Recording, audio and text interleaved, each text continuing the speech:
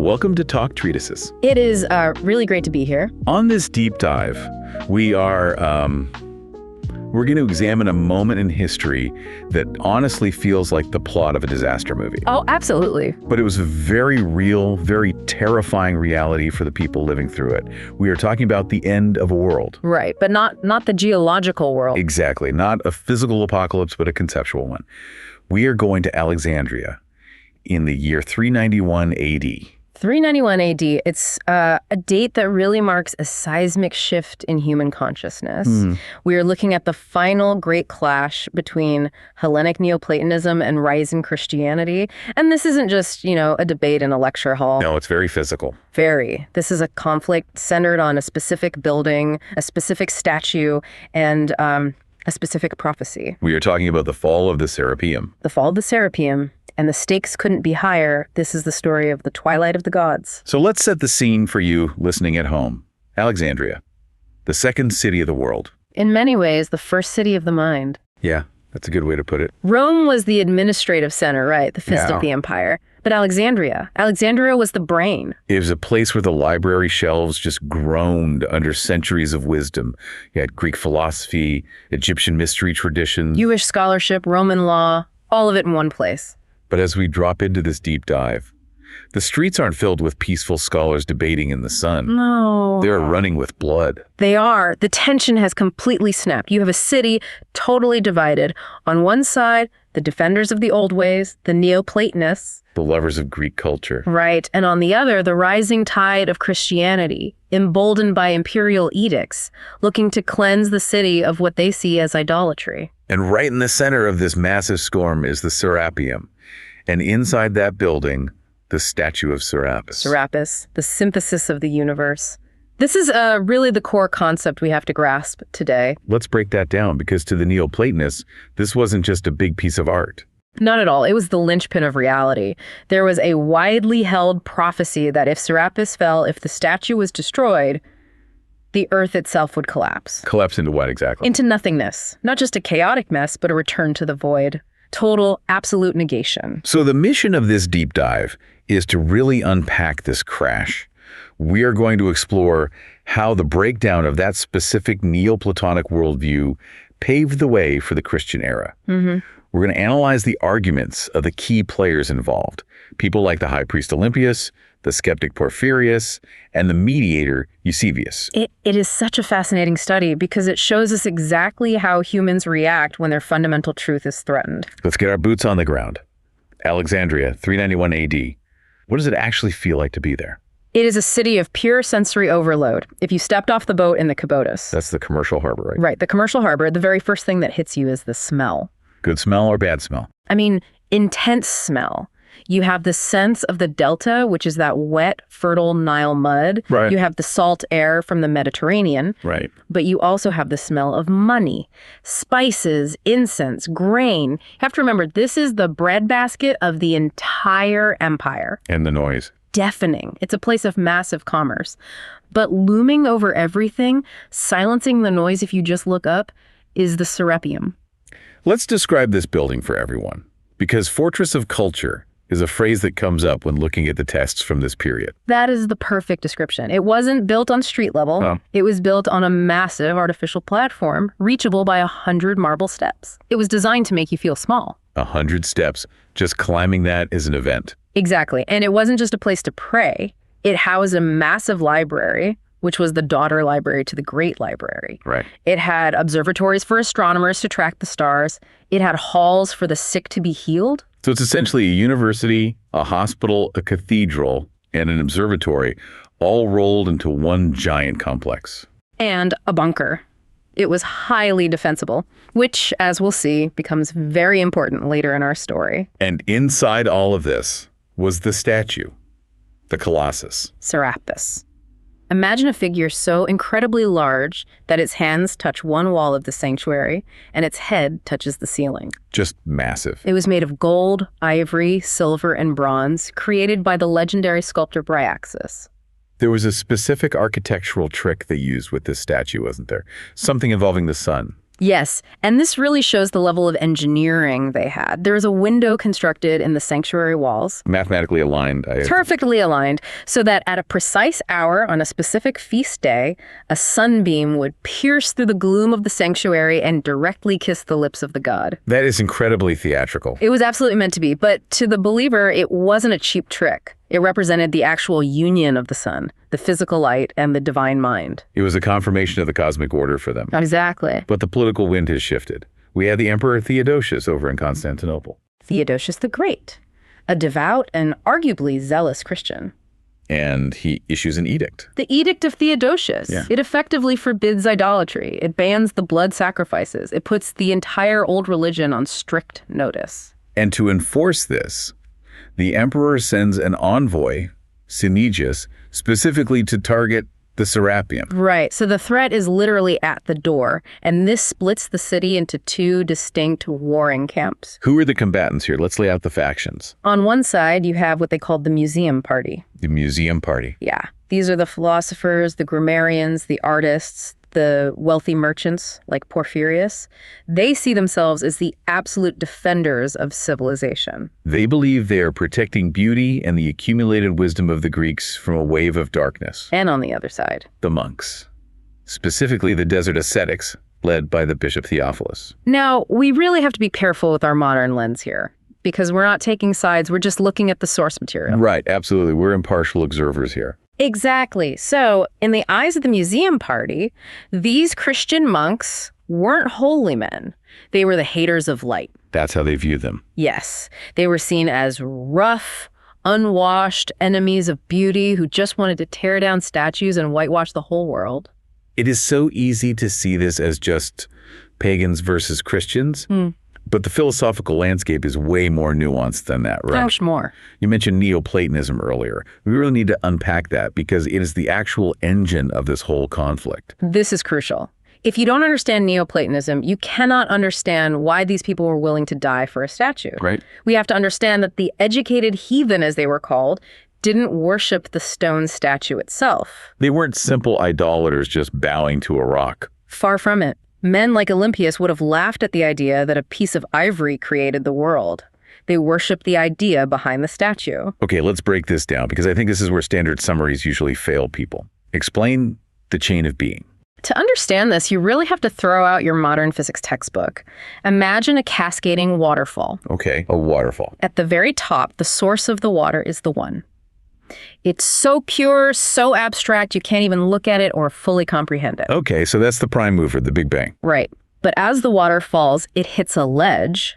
That's the divine mind. The divine mind. This is the realm of pure logic, mathematics, the actual blueprints of reality. Then the water falls further and hits another ledge. That is the world soul. The world soul. This is the operating system. It's the active, moving force that animates the entire universe. And at the bottom of the waterfall? At the bottom, the water hits the rocks. That's matter. That's us. That's the physical statue. Right. Now, here is the crucial part for this deep dive.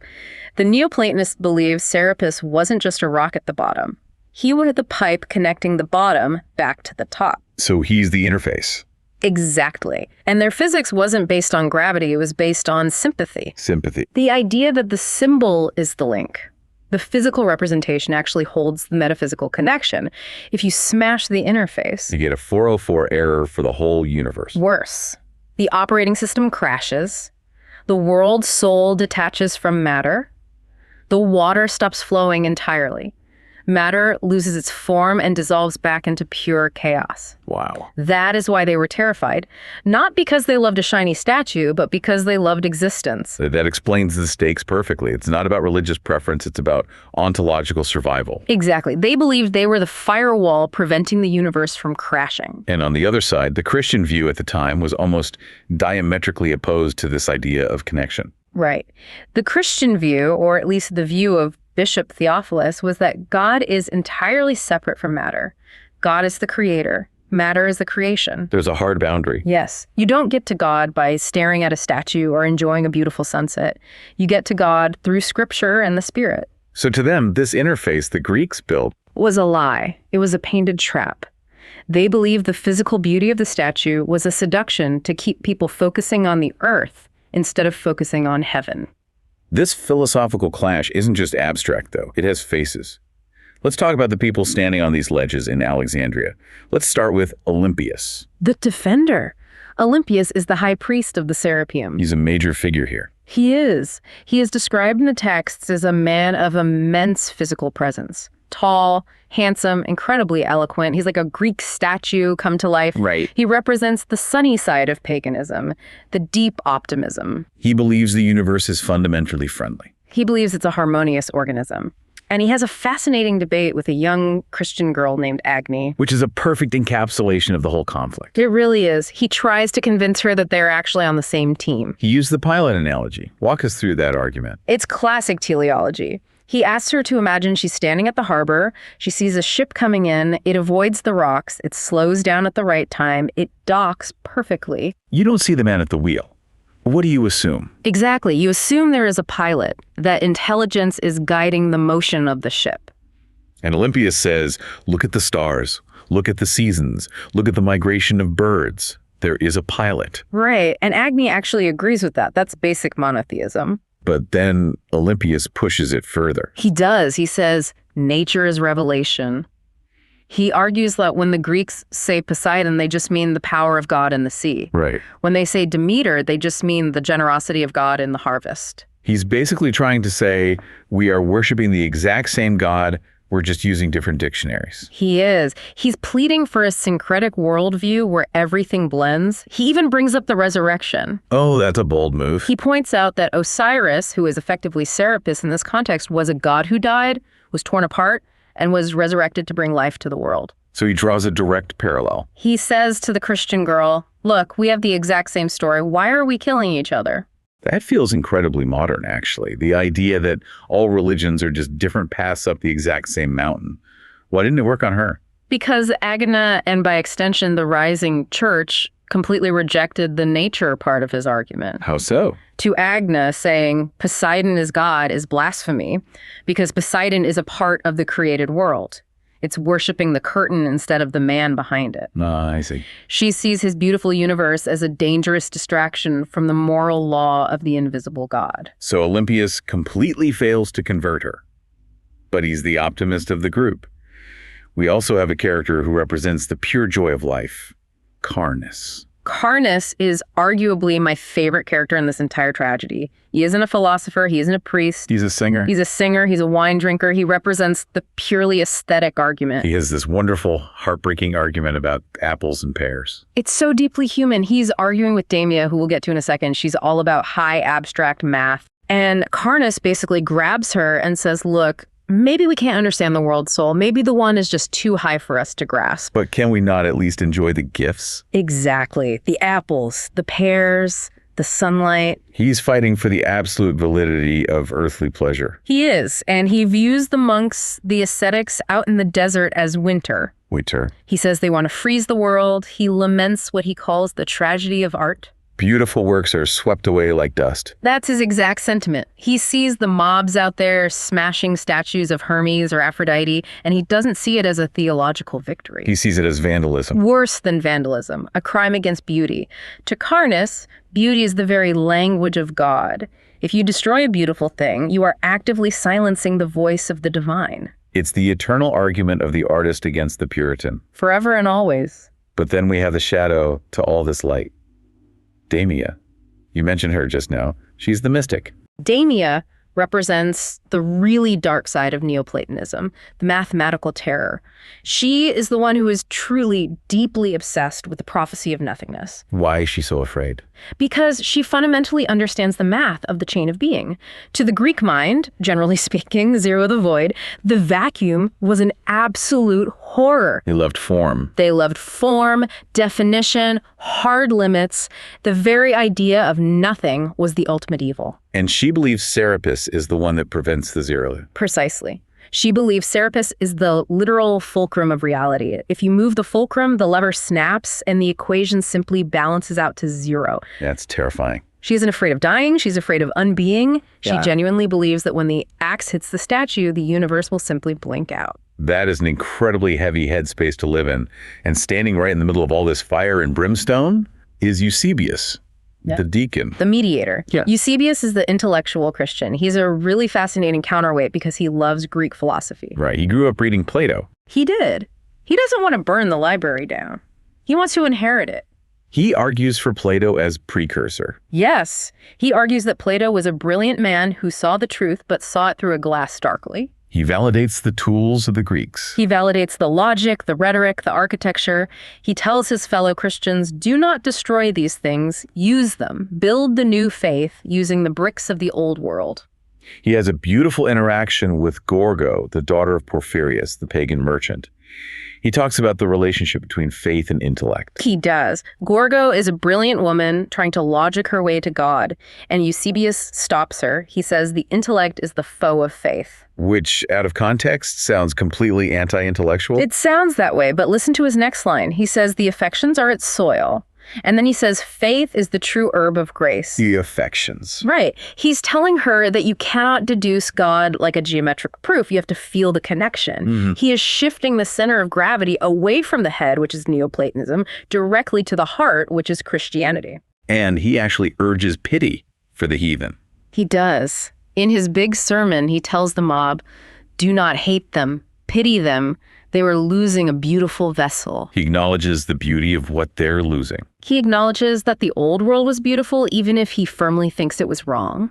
That's a level of empathy that was incredibly rare in the middle of those riots. So the board is set. You have the ominous priest, the hedonist artist, the terrified mystic, and the calculating mediator.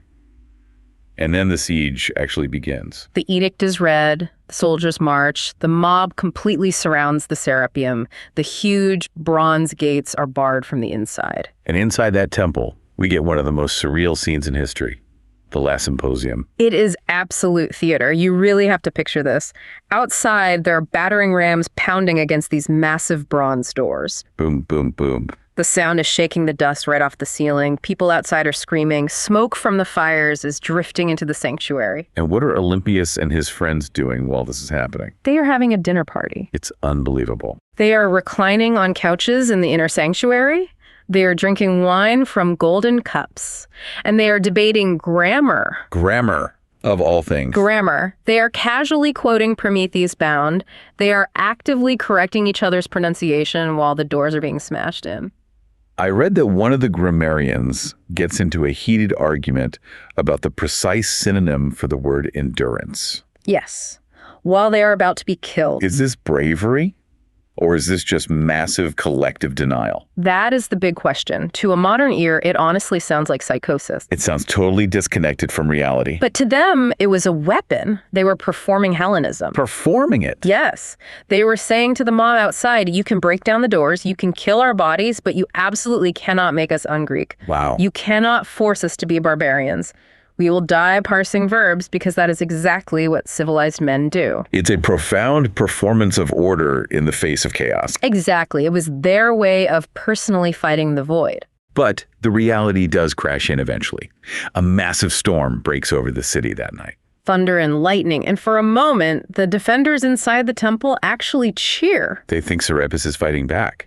They think, this is it. Serapis is answering. The god is finally sending his artillery. But the storm passes. The god doesn't come down. And the mood shifts incredibly fast, from defiance to total panic. It crumbles completely. You have this drunken revelry in the hypostyle hall, a sort of end-of-the-world party. People are losing their minds. And then you have Porphyrius, the wealthy merchant. He decides he simply can't wait for the void to take him. He attempts suicide. He takes poison, right? He takes poison. He wants to die a noble stoic death like Cato. He wants to dictate his own end rather than let the mob or the void take him. But he is saved. And this is a really important detail to me in the text. It is very significant. He is saved by Apuleius, a physician. Apuleius literally pumps his stomach. Why is this moment so important in the grand narrative? Because Apuleius acts strictly as a man of science. Think about it. In the middle of a literal theological apocalypse, where everyone around him is screaming about gods and demons and voids, the doctor just sees a poisoned human body and fixes it. It's a flicker of the practical. It shows that even when the world soul is supposedly collapsing, basic biology still works. Science completely ignores the theological drama. And then the sun rises. The battering rams finally breach those bronze doors. The defenders flee or they surrender. Yeah. The Roman soldiers pour into the massive courtyard, and then they stop. The silence. The silence must have been absolute because they enter the sanctuary, and there he is, the Colossus. Serapis. The morning sun is hitting the gold. The jewel eyes of the statue are staring down at them. And everyone, Christian and pagan alike, completely freezes. Because the prophecy wasn't a well-kept secret. The Christian soldiers knew it just as well as the pagans. If you touch him, the earth breaks. Exactly. So imagine the intense psychological weight on the very first man to make a move. A Roman soldier steps up. Yeah. He climbs a ladder. He has this heavy, double-headed axe. He climbs up the massive leg, up the torso, until he's standing right on the shoulder of the god. And everyone is watching. Olympias is watching from the shadows. Damia is watching. They are waiting for the lightning bolt. They are bracing for the roof to collapse. The soldier raises the axe. He flinches, obviously terrified, but he swings. The axe hits the cheek of the god. A loud crack echoes through the entire hall. The ancient wood splinters, the gold leaf peels back, and everyone flinches. They tightly close their eyes. They wait for the earthquake to consume them. Does the ground shake? The dust just settles. The birds keep singing outside. The ground remains completely solid. Nothing happens. But then something does happen, and it's not thunder. It's a sound. A small stuttling sound. As the cheek of the god falls away, a family of mice runs out of the head. Mice. Mice. They had made a nest inside the hollow wooden head of the great synthesis of the universe. And that is the exact moment the ancient world ended. Not with a bang, but with a mouse. It was the ultimate transition from awe to ridicule. You can almost hear the laughter starting. First one soldier, then another. The tension completely broke. If the god had been struck by lightning, he would have remained tragic and powerful. But mice. Mice proved that he wasn't a god, he wasn't a demon, he was just a piece of old, hollow furniture. So why did the prophecy fail? Or, let's answer the deeper philosophical question. Yeah. Did it fail? Physically, yes. The tectonic plates obviously didn't shift. The physics of the universe didn't care about the statue. But conceptually, Damia was actually right. How so? To the Neoplatonists, their world did end in that exact moment. The conceptual world, that beautiful framework where the divine and the material were intimately fused, was completely destroyed. Right. When the mouse ran out, the chain of being snapped. The world's soul was revealed to be nothing more than a fantasy. So they really did fall into the void. The meaning of their lives evaporated instantly. Exactly. They were left stranded in a world of dead matter, a world where a statue is just wood and the stars are just fire, not pilots. To them, that was the apocalypse. Let's talk about the aftermath. Because the world kept turning. The sun rose the next day. How did these people adapt to living in this new world of dead matter? We look at Gorgo. She was the intellectual. She was a strict devotee of logic, and she faced a really hard truth. Her logic had mathematically predicted the end of the world. But the world did not end. Therefore, her logic was fundamentally flawed. So she pivots. She pivots entirely to faith. She realizes that reason has hard limits. She accepts the Christian God not because she can prove him with geometry, but precisely because her geometry failed her. She moves from the head to the heart. Exactly. And what about Carnus? What about the art? This is the silver lining of the story. The art survives, but it changes masters. We see this symbolized by Pompey's pillar. That's the great column that remains standing in the ruin of the temple. Yes. The church essentially takes the shell and fills it with new wine. Eusebius wins, basically. Eusebius absolutely wins. The basilica style of architecture, the rhetoric, the philosophy, it all gets repurposed. The Christians take the form of the Greeks and fill it with the content of the Gospels. There is a chariot race at the end of the story that feels like a massive metaphor for this whole transition. It is the perfect metaphor. You have Marcus, the Christian, racing directly against Hippias, the heathen. And Marcus wins. Right. But how he wins is the important part. He wins, but he doesn't win because an angel swoops down from heaven and pushes his chariot. Right. He doesn't win because he prayed harder than the other guy. He wins because he bred better horses and he drove with far more skill. That is a massive shift in thinking for these people. It is. It is a strict move away from the idea that the gods intervene in every single moment of luck or misfortune.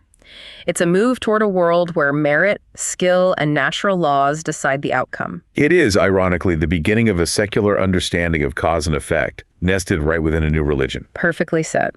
And then the families merge. The Porphyrius line blends with the Christian line through marriage. which is essentially the history of Western civilization. We are the children of that specific marriage. We have the mind of Greece and the soul of Judeo-Christianity. It is a wild ride, from the threat of complete cosmic annihilation to a mouse running out of a statue. It really shows the absolute fragility of our worldviews. We build these massive intellectual castles, we put a god right in the center, and we say, if this moves, everything falls. And then it moves. And we just have to keep living. And now, keeping all of that in mind, let's step into the realm of the outlandish with our thought experiment. I am ready. Experiment number 1. We're calling it the structural collapse protocol. Okay, let's hear it. This is based directly on Damia's fear. She believed Serapis was the central pin. If you pull it, the system crashes. Right. Let's move this to the modern day. Imagine a society run entirely by a single, highly centralized AI. Let's call it synthesis. Synthesis, a very fitting tribute. Synthesis coordinates everything: logistics, energy grids, law, traffic lights, food distribution. It is the literal world soul of this future society. Right. Now, a faction decides this AI is a false idol of control. They want to turn it off completely. The modern Neo-Luddites. Exactly. The prophecy says if you turn off synthesis, society dissolves into nothingness, chaos, mass starvation, a return to the Dark Ages. Which is a reasonable fear if it controls the entire supply chain. But here's the question for you. If the AI is deactivated, does society actually dissolve? Or does the mouse run out of the head? Meaning, do we realize the system was hollow all along? Do we realize that humanity is far more adaptable than we thought? If the fear of the collapse hold the system together more than the system itself? If the traffic lights stop working, do we just crash and burn, or do we just start treating every intersection like a four-way stop? That is deeply compelling. It asks whether order is imposed entirely from the top, like the AI or Serapis, or whether order is an emergent property of the people of the community. If Serapis falls and the sun still rises, it means the order is in the universe, not the statue.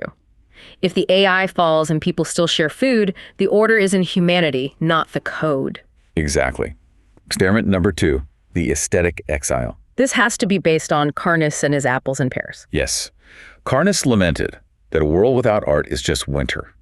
Imagine a society purely dedicated to the invisible truth, absolute utility, or perhaps absolute spirit. A puritanical utopia. Or maybe a hyper-capitalist one. Exactly. And they ban all forms. No art, no music, no fiction, no decoration whatsoever, because these are shadows or distractions from the absolute truth. Platonism gone horribly wrong. The question is, can the human soul survive on truth alone?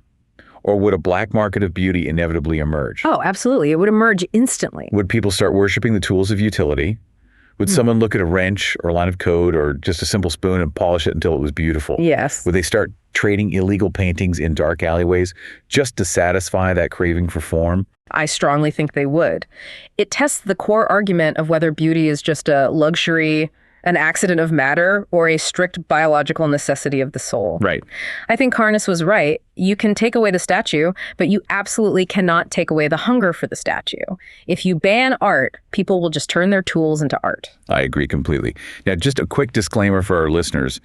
Please note, these thought experiments are for entertainment and educational purposes only. We are not actually suggesting you dismantle the internet or ban art to see what happens. Please don't. We very much like the internet and art. So what does this all mean for you listening? We started with a city holding its breath, waiting for the end of the world. And we ended with a mouse. It brings us right back to that image of the last symposium, the dignity of the old world facing its own end. They were totally wrong about the physics, but were they wrong about the loss? I don't think so. They lost a very real way of seeing the world, a way of seeing the divine in the immediate physical beauty around them. We gained something else, sure. A focus on the unseen, on the ethical, on the future. But we did lose that specific springtime that Carnus talked about. The enduring question remains for you to mull over. Are we ruled by the intellect, the head of Serapis, or the affections, the Christian heart? Perhaps the synthesis isn't in a hollow statue, but in actively trying to balance both. Thanks for joining us on this deep dive. It was a pleasure.